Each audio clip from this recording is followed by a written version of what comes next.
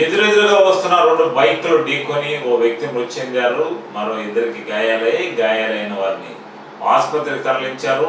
పోలీసులు సంఘటనా స్థలానికి చేరుకొని కేసు నమోదు చేసుకున్నాయి. ఈ సంఘటన కలువాయి మండలం బ్రాహ్మణపల్లిలో చోటు చేసుకుంది. ఈ కేసును పోలీసులు దర్యాప్తు చేస్తున్నారు.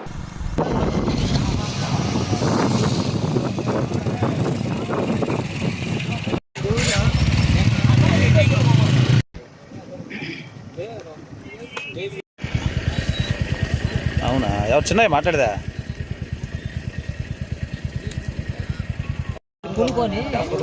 మన ఇక్కడ సార్